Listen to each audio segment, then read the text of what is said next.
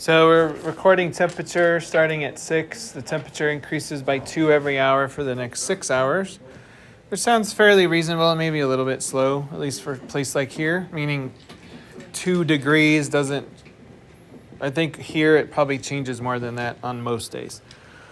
Oh well. If the temperature continues to increase at the same rate, what will the temperature be at 2 p.m.? Okay. First of all, let's do a function rule. What would be good variables for when I told you yesterday, write variables that make sense in the story? What would be good ones? Can you quit, please? Thanks. Like f and x are fine, but they're very nondescript. So what would make more sense here?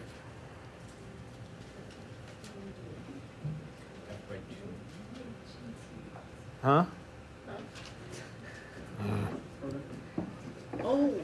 Guys, I'm asking for what variables make sense to use for this story versus f and x that are so vague, right?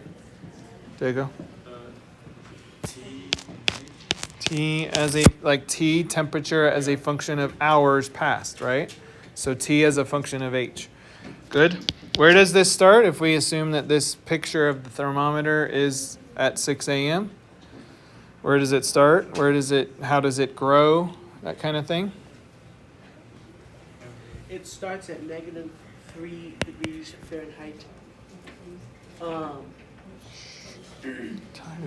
And it rises by 2, so you can write 2h. 2h minus 3. Okay, everybody good on that? Hello, everybody good on that? Okay. Now, why did I have you write that? Well, now we can predict the temperature anytime. Although, does it always rise? Like, is this going to be true infinitely?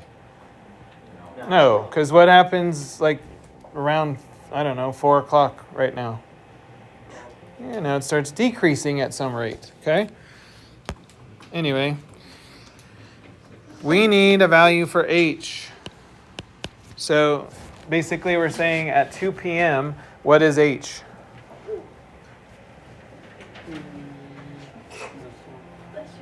At 2 p.m., what is h? Oh. Guys, everybody in the room should be able to tell time. At 2 p.m., what is h? I need more than 2 hands up. Basically, how long until 2 p.m. from 6 a.m.? Yeah, exactly. How long is it from 6 to 2? Everybody. 8 hours. 8 hours, right? Yes. Don't get a job until you can tell time, because they will not pay you for work that you don't know how to tell time. Okay? From 6A to 2P, that is 8 hours. So we just take that and substitute it in. And in terms of our function notation, this is going to say t of 8. So now we're going to evaluate a function. That's what we call it. And that just means plug the 8 in for h. 2 times 8 minus 3. Okay? So what does this predict the temperature will be at 2 p.m.? 13 degrees Fahrenheit. Make sure you label. Now, I don't want you to focus, please, on did I get 13? Did I get the answer? Yeah. Okay? I feel like that was kind of an easy part of this. I want you to use this as reviewing writing a function, because when we go to assess on this, if you don't have this written, you won't get points for that part. Number 2, I want you to use this as a review of evaluating a function. What does it mean to stick an 8 in place of h? Okay, and that means stick 8 in place of h in the function and calculate the value. So this was deeper than just, do you know it's 13 degrees at 2 p.m.? Any questions on it?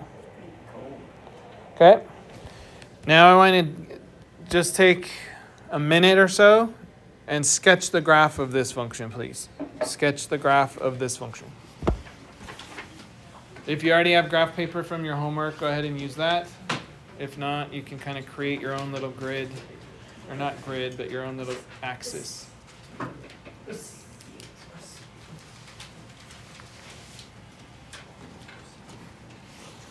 Okay, roughly a minute.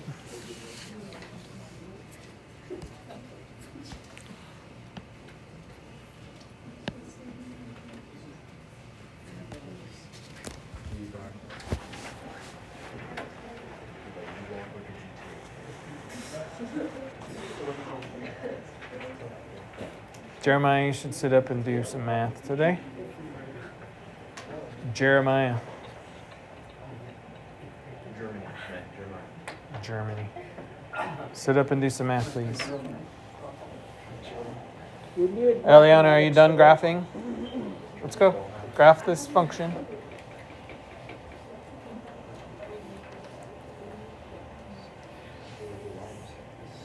Are you just hanging out today? You, yeah. Yeah. No. Graph this. I mean, it's up here on the screen. Come on, you know how to graph us. Don't say that. Guys, when you graph, first thing you need to do is, especially if we're dealing with the story, you need to label your axes first. Otherwise, you have no idea where you're putting stuff, right? So what should the labels of the x-axis be?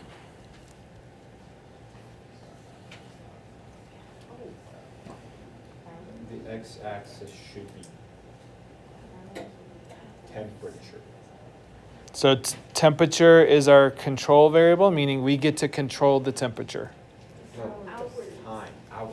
Oh, okay. Confused, 'cause But we can't control. We could write time there. We could also write hours. realistically, there is no control there. Yes, there is. Here's why. So these guys are bringing up something to consider, like your x variable, that we call that the independent variable. It's the one that you get to decide, that you get to control, okay? And these guys are saying, well, we can't really control time. True, but we get to control what time we look at. Does that make sense? Like here, we evaluated this at 2 p.m. We decided that. We could have said 10 a.m. or 11 a.m. We could have decided that. So that's how we get to control it. And then what is our y variable, our dependent variable? Temp, right? And this specifically in degrees Fahrenheit. Okay. Where do we start? Like in terms of graphing, where do we start? The y-intercept. Which is what? That's what I'm asking. Okay, so put your y-intercept first at -3.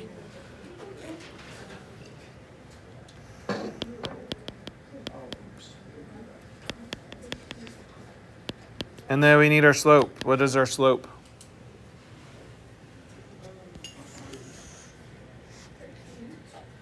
What's our slope? Guys, I feel like, I'm not sure what's going on, but you literally have been doing this this is going on the 3rd year of slope intercept, reading graphs in graphing and slope intercept. 7th, 8th, and now 9th grade. If you can't look at this and tell me how to graph this, you're going to fail Algebra 1, period. Like you don't get it yet. Like come get help, please. Come talk to me. It is too far gone in this year, or not gone, too far into this year to not know what to do with this. I'm just telling you, like this is not that hard, right? We have y-intercept, we have slope. We've done this a whole bunch of times at this point. Up to, right, 1, right? That's our slope. 2 over 1 if you want, that is up to right 1. From where we just started on the y-intercept, up to right 1 is a point right there. And we only need 2 points. We don't need to keep going.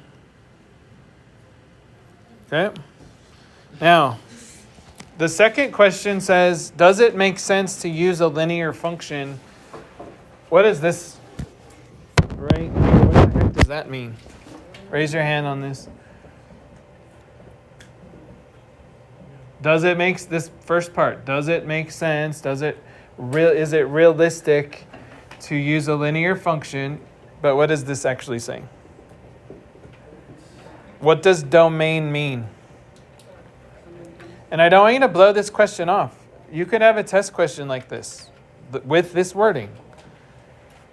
You got to know what it means. Like we need to be able to like level up here a little bit, right? Not everything needs to be spelled out in like grade school language.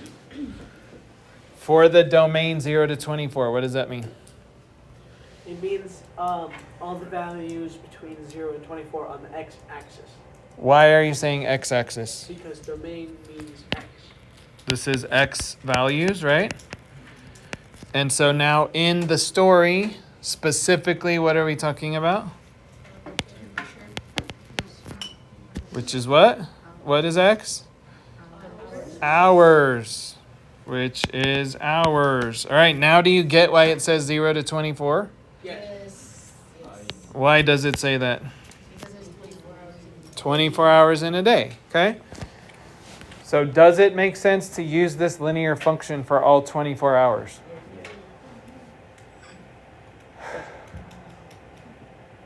It does. So this is going to continue to rise for the next 24 hours. No. Okay? No, we meant no. We just accidentally said yeah. No. Okay, we're saying no. Again, Levi already answered this question. Say it again. It rises up, then it drops. Okay? Maybe one more time for everybody. It rises up and then it drops. It rises and then it drops. He's even given you some sign language for it, right?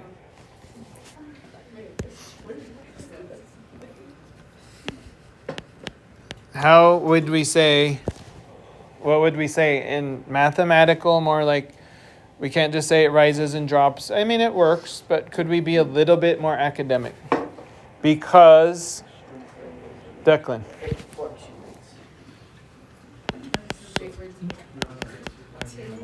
Fluctuates. As a parabola. Okay? Yeah, that's perfect. Guys, as soon as you say fluctuates, that's no longer linear, right? Linear means constant rate. Fluctuate is the opposite of that. Good. That's a good review. All of that was review. How did you feel about it? Fist to 5. If this was a test problem, I asked you to do all of those things, how would that have gone? Like an E. Be honest. Point one. Okay? All right, you can put your hands down. Thank you. Just to quickly review before we check your homework, go ahead and graph those two. And by the way, when I say quick, I want 1 minute per graph or less. Okay? That means you can't take 1 whole minute to set up your graph, because then you won't have time to actually make it. So 1 minute each on those.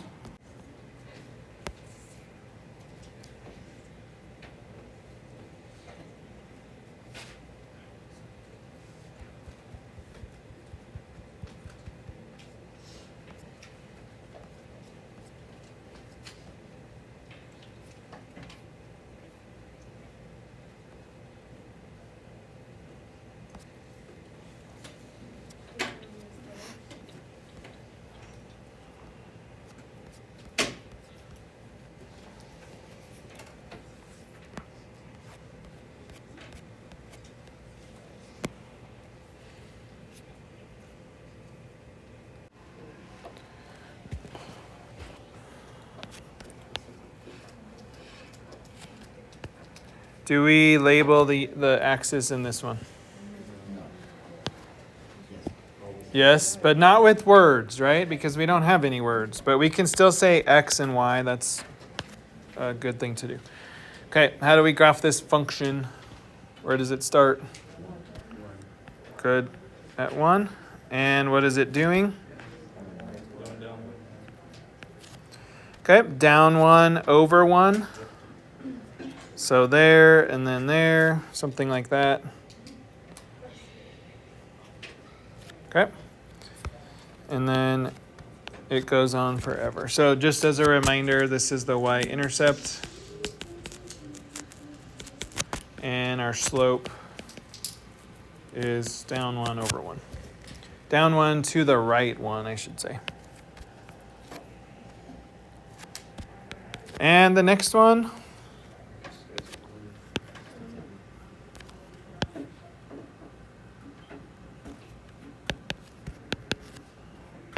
Also starts at 1. But what is this one doing? Good. 1, 2, 3, right 1. And then again, and again, and again.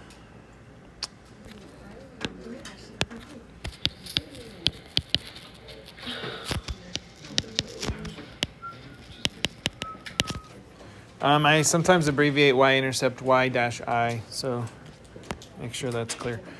All right. I said we'll check the homework, then we'll come back to that one. Yeah, just take the pass. Okay, 3-2. First one was 12. Just take the pass. But do keep an eye on the time. All right, error analysis. Guys, these kind of problems are pretty helpful in helping you deepen your understanding because you're trying to fix somebody else's work. It says the error was made when finding the function rule for the data in the table. Okay, it says when x increases by 1, so it's saying plus 1 in the x direction, y increases by 9. So is that first part true? It looks pretty true, yeah, like each time we add 1, we're adding 9. And again here, so that part's good. It says when x equals 1, y equals 10. Okay, that's good. But then it says y equals 9x plus 10. So what's wrong with that? That's where the error occurred. Go ahead, Jeremiah. When it says plus 10, that's the y-intercept. Yeah, this is the y-intercept, which is never at 1, right? Never at x equals 1. Where is it? Like, where is it always? It's at x equals 0, right? It is at x equals 0. So it told us to correct the error. How do we do that? Well, I would come in here and say, okay, x is 0. What is y when x is 0?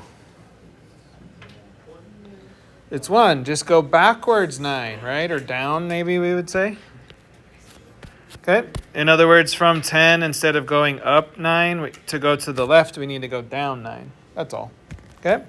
So what's our actual equation? Y equals 9x plus 1. Perfect. All right.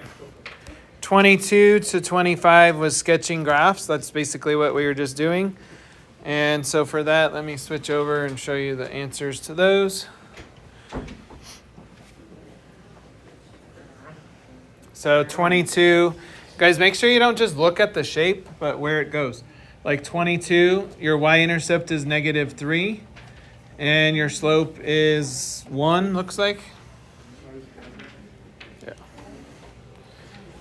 23, your y-intercept is 3. Positive. He's asked first, so he's going to go. And then slope is -1. 24, your y-intercept is -1/2. And your slope is, what is that? Up 1 over. So it's also 1/2. Your slope is 1/2. Okay, 25. And let me scroll that down. 25, y-intercept just over 8, and your slope is 0.75. Negative, so down 3 over 4. Down 3 over 4. How'd those go? Those of you who did it. Okay? Guys, it's just graphing y equals, only we stick an f of x, g of x, whatever out front. Otherwise, it's just graphing lines. Everybody good on that? Okay, switching back here. Number 26. Is the function shown a linear function? What does that mean? Well, here's what we need to analyze. Is it linear and is it a function? Is it linear? Is it a function?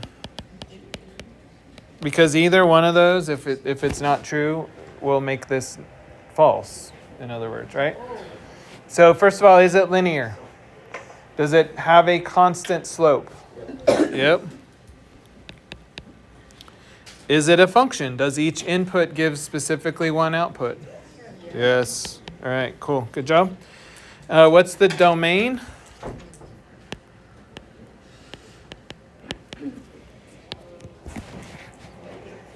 Okay, listen carefully to this one because this one is kind of different, and so you could blow it. Ducklish. Go ahead.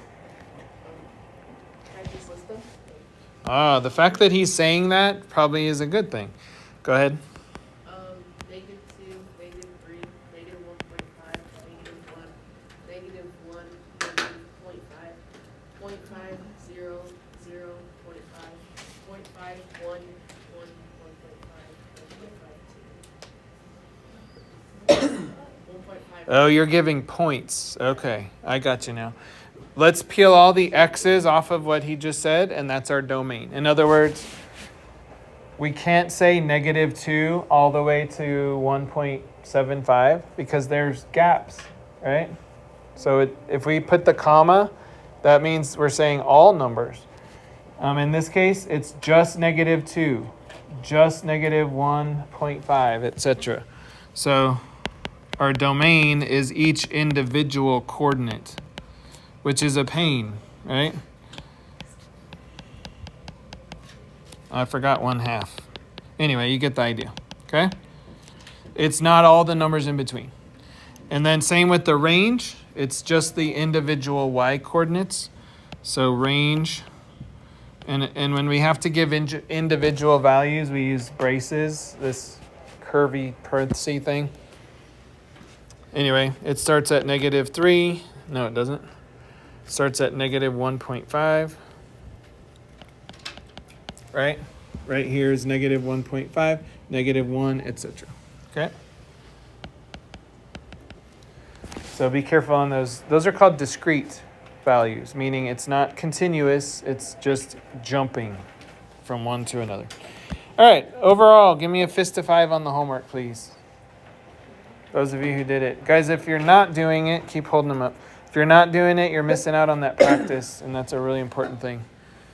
Okay, looks good. I'm happy with your self-assessments.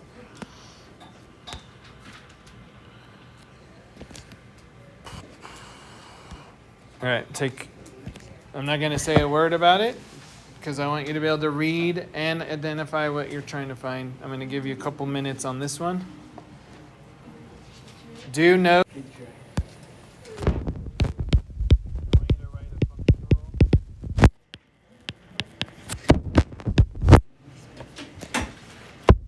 want you to answer the question.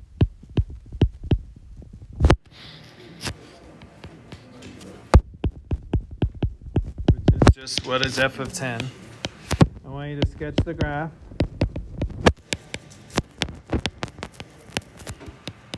And give a reasonable or realistic domain and range. Okay, that's better. Okay, function rule is kind of tricky on this one because we were told our rate right here was 6 miles per hour, but we were asked for 10 minutes. So you're either going to have to convert 10 minutes to hours or you're going to have to write your function rule in minutes, either one. Okay? I personally think it would be easier because most of us don't ride ski lifts for hours. It's usually measured in minutes. So let's convert 6 miles per hour to a minute rate. Like how far in 1 minute? Well, how do we go from hours to minutes? just divide by 60, right? So 6 over 60 is 0.1 miles each minute. So this is our slope. We're going 0.1 mile each minute, which makes more sense. Like we're not speeding down the freeway on this ski lift, right? All right. What's a good variable in context for this? When it says how far, that seems like a distance to me, right? So I think the M and H for miles and hours. Okay, I'm going to do d of h for distance. Okay? Equals, now we need our rate and our starting point. We start at 0.5 miles up the mountain, and we're going to go 0.1 mile an hour times however many hours we sit there. Okay? That should actually not be hours. It should be, because I changed it on you, Jack. Sorry. It should be minutes, right? Minutes. So how many minutes are you sitting on the lift? Okay? F of 10 means plug 10 into our function for 10 minutes. So it's going to look like d of 10 equals 0.1 times 10 plus 0.5. 0.1 times 10 is just 1. I forgot my 1. What the heck? 0.1. There we go. 0.1 times 10 is just 1. 1 plus 0.5 is 1.5. Okay, so we're 1.5 miles up the mountain. That's pretty cool. Sketch the graph. Here's, what do we label x on the graph? X is what? Minutes. And then D is? Yep, or miles. Good. We start at 0.5, so right there. And we're just going up a little, 0.1 every time, right? Does it make sense to keep going left, or should I start on the y-axis? Like, should I draw my line further to the left? No, like you start at 0, right? All right, domain, realistic domain would be starting at 0 minutes. I don't know, we could figure out how long it takes. It says 15 minutes to the top, so that's all we're gonna go. Range, 15 times 0.1 plus 0.5, so that's 2. Okay. How did I get that? I just read this first of all. It says 15 minutes to the top. Okay, hold on. Circle the problems for homework. I'll post them, but circle number 28. Finish 29, 30, and 31.